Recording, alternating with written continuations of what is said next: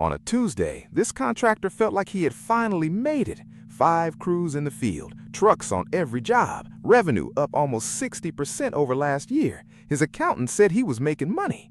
3 days later, on Thursday night, he sat at his kitchen table staring at his business bank account, and he did the math twice because he couldn't believe it. He did not have enough money to run payroll on Friday. 22 people were expecting a paycheck in less than 48 hours, and the account was nearly empty. And here's the disturbing part. He wasn't losing money. His company was growing. So how does a busy, profitable, growing contractor suddenly fail to pay his own crew? Because the mistake that bankrupts contractors is almost never the one they're watching. Let me show you exactly how it happened, step by step, and the warning signs that were flashing for months before that Thursday night. If you run a roofing, HVAC, plumbing, electrical, or general contracting business, this is one of the most dangerous traps there is because it disguises itself as success. So stick with me, because at the end, I'll show you the exact numbers Tony should have been watching and the warning signs that tell you payroll is about to become a crisis. Let's rewind 18 months. Tony's company was doing solid work, running 2 crews, and the phone kept ringing. So he did what almost every ambitious contractor does. He grew. He took on bigger jobs and more of them at once, and to handle the work, he hired. 2 crews became 5. His team went from 9 people to 22. On paper, it looked incredible. Revenue was climbing every single month. But here's what was really happening underneath. Every new crew he added didn't just add revenue. It added a fixed, non-negotiable weekly bill, payroll. When Tony had 9 people, his weekly payroll was about $11,000, manageable. By the time he had 22 people, that number was almost $30,000 every single week, 52 weeks a year. That is roughly $1.5 million a year in payroll that had to go out the door on time, no matter what. And payroll is not like other bills. You can stall a supplier. You can put off buying a new truck. You cannot tell your crew to wait 2 weeks for their paychecks. They have rent. They have families. They will walk, and they should. So payroll became the single largest, most rigid obligation in the entire business, and Tony treated it like it would always just work out. Here's where it turned. On the bigger commercial jobs, Tony's customers didn't pay on completion. They paid on net 30, net 60, sometimes net 90, meaning he finished the work, sent the invoice, and then waited 1, 2, even 3 months to get paid. But his crews, they got paid every Friday. Do you see the problem? The money was going out weekly and coming in every 60 to 90 days. On a small operation, that gap was survivable, but Tony had 5 crews now, all burning labor and materials up front on multiple big jobs at the same time. That gap didn't just grow, it exploded. So Tony did what stressed contractors do. He started using the deposit from a new job to cover payroll and materials on an older job that hadn't paid yet. Then he used the next customer's progress payment to plug the next hole, and it felt like it was working. Money was moving, the crews got paid, but he was quietly running his business on money he had not actually earned yet. He was one delay away from disaster, and he didn't even know it, because his profit and loss statement still looked great. On paper, he was making money. In the bank, he was running on fumes. Then it happened. His biggest customer on a $180,000 job pushed their payment back. Not canceled, just delayed. A billing dispute, a slow accounts payable department, 30 more days. For most businesses, annoying. For Tony, fatal. Because that payment wasn't extra money. He had already spent it in his head and in his cash flow.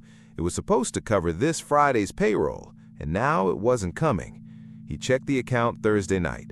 $30,000 due Friday, $11,000 in the bank. He called 2 other customers begging for early payment. Nothing landed in time.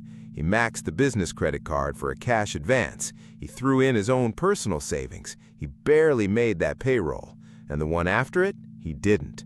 And once you miss payroll, it's over fast. Your best people leave first because they have options. The jobs stall. The reputation cracks.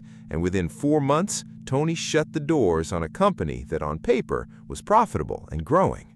Now here's the part I really want you to understand, because this is the lesson. Payroll did not bankrupt Tony. Payroll was just the first wall he hit.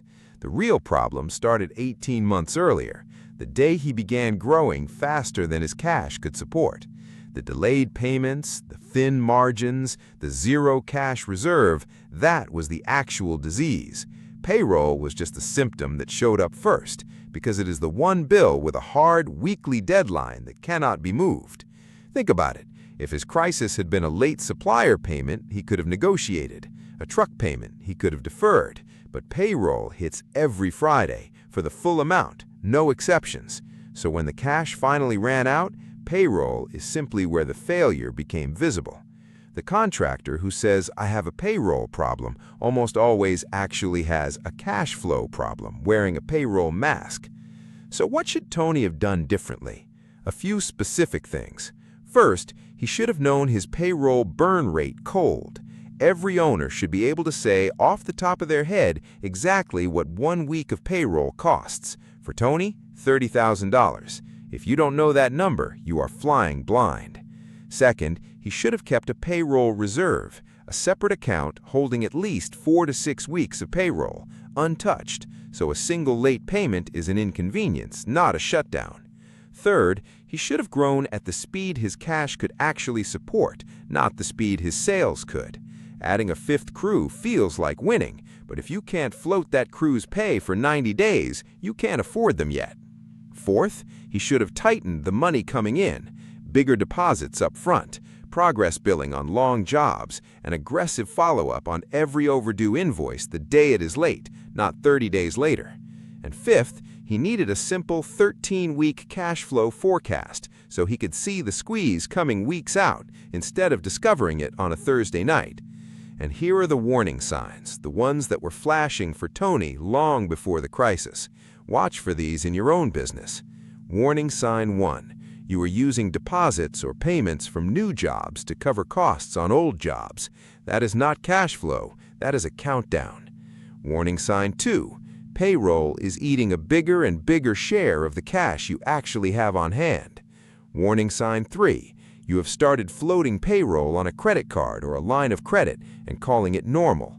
Warning sign 4. Your overdue invoices keep aging, 30, 60, 90 days, and you have quietly stopped chasing them. And warning sign 5, the most dangerous one. You are profitable on paper, but you feel a quiet panic every time payroll comes around. That feeling is data. Listen to it. Because here's the truth. Payroll didn't bankrupt Tony. Growth without cash discipline did. Payroll just sent the bill. Know your number, hold your reserve, watch your cash, and grow at a pace you can actually fund. Do that, and Friday stops being the scariest day of your week. If this was useful, subscribe to Contractor Growth Lab, where we break down the money side of running a trade business, the real decisions that make or break contractors, with none of the hype. And tell me in the comments, have you ever had a close call with payroll, and what did you do about it? I'll see you in the next one.